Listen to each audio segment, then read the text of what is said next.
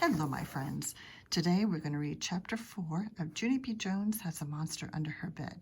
Now, you'll notice that you are actually looking at the cover of the book and not my beautiful face. Well, I'm switching things up here, my friends. What we're going to do now is that you're going to hear my voice, but you're going to be able to read the words on your own. You can follow along with me. You can mute me and read at your own pace, or you can just sit back and close your eyes and listen to the story. Or you can do all of them. It's totally up to you. So here we go. Chapter 4, Spooky and Scary. Pretty soon, Mother came home from work. I zoomed to her speedy quick and handed her the broom.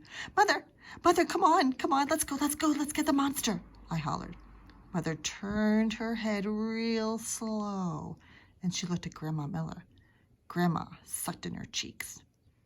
A monster, she said, kind of quiet, under the bed. We've been waiting for you to come home so you can bash its head in. I tugged on her sweater. Plus, tell her about the drool, Grandma, I said. But Grandma Miller headed to the door, and she said the words, I'm out of here. I pulled on Mother's arm. Come on, Mother. The monster's really real, because Polly Allen Puffer told me everybody has a monster on their bed. Plus, like Grace said, it can turn invisible, and so that's how come we never saw that guy before. Mother sat down at the kitchen table, and she lifted me onto her lap. Then, she said that Polly Allen Puffer was just trying to scare me. Plus, that Grace didn't know what she was talking about. There is no monster under your bed, Junie B. I promise you. Monsters are not real, she said. Yes, they are. They are too real, because Polly Allen Puffer's brothers even said so. And he's in 7th grade, and he said monsters crawl on your bed, and they fit your head in their mouth, and so that is where the drool comes from. Because I'm not even a baby. Just then I heard the front door open.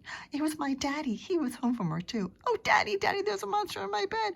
Oh, you said monsters aren't real, but they really, really are. I pulled on his arm. Come on, Daddy, let's go get him. Daddy looked at Mother a real long time. They went to the hall, and they did whispering. Pretty soon, Daddy came back to me. He said we would look for the monster after dinner, but first we would cook some hamburgers on the grill. Oh, boy, I said, oh, boy. Because hamburgers are my most favorite thing in the whole wide world. Plus, also, I like spaghetti and meatballs. After that, me and Daddy went outside. He got a flipper for the burgers. Then he gave me a flipper, too, because I am old enough, that's why. I runned all over with that thing. I flipped a rock and a flower and a dirt ball. Plus, also, I flipped a dead lizard I found in the driveway. Then, Mother took my flipper away. I think the flipper is actually the spatula. Oh, there you go. Because I am not old enough, that's why. After dinner, I took my bath. Then Mother and Daddy read me a story, and they hugged me goodnight. See you in the morning, said Mother.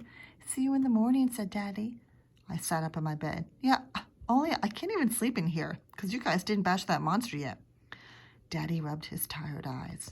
There's no monster, Junie B. There is nothing to be afraid of, he said. Then he kissed me. And he went out of my room, and Mother went with him. I quick got out of bed, and I followed those two. They turned around and spotted me. Oh, hello.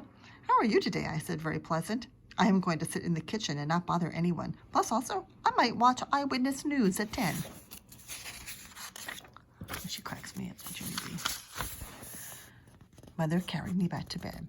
I followed her out again. Want to bake a lemon pie? A lemon pie would be fun, don't you think? I asked.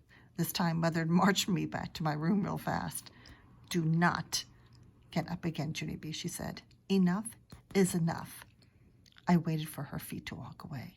Then I tippy-toed to my baby brother's room, and I climbed into his crib. It was very crowded in there. That's how come I had to get out and put baby Ollie on the floor. Then I climbed in his crib again, and I pulled up the blanket, all warm and cozy. Only too bad for me, because just then, that crybaby baby started to scream. Daddy run into the room speedy quick. He turned on the light and saw me. I did a gulp. Can you guys gulp? Ooh. Oh, that was a good one. Hello, how are you today? I said, kind of nervous. I am all warm and cozy. Daddy quick swished me out of there. Then he put baby Ollie back in the crib, and he took me to my bed again. Okay. This is it, he grouched. This is the last time I want to have to come in here. Do you understand, Missy? Do not get out of this bed one more time. I started to cry a teeny bit. Meow, what about the monster? I said, because he is still under my bed, I think. Oh, poor Junie B. He's quite upset. Daddy throwed his hands in the air. Then he turned on my light and he looked for the monster all over the place. Oh, there he is. First, he looked under my bed. Then he looked in my closet and in my drawers and in my trash can. Plus also, he looked in my crayon box. Oh, who's that guy? Is that the Philip Johnny Bob?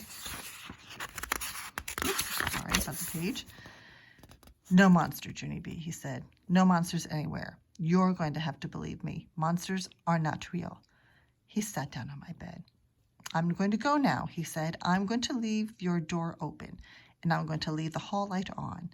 But that is it, okay? You have to trust me, Junie B. There is no monster under your bed. I holded on to his shirt. Yeah, only tuck in my sheets, okay? Tuck them in real tight, or else my feet might hang over the side and pinky toes look like little wiener sausages. Daddy tucked in my sheets. There. Now, good night. Only get my teddy, okay, Daddy? Plus also get my Raggedy Ann named Ruth and my Raggedy Andy named Larry. And get my stuffed elephant named Philip Johnny Bob. Daddy got all those guys for me, and he tucked them in my bed. There. That's it. Now, good night, he said. He walked right out of my room, and he kept on going down the hall. I looked all around in the dark. It was spooky and scary in there. Philip Johnny Bob wants a drink of water, I shouted out real loud. I waited and waited. Only he really, really needs one on account of he is having a problem with his trunk. Daddy didn't come. Raggedy Ruth needs a Kleenex, I yelled next. After that, my voice got quieter.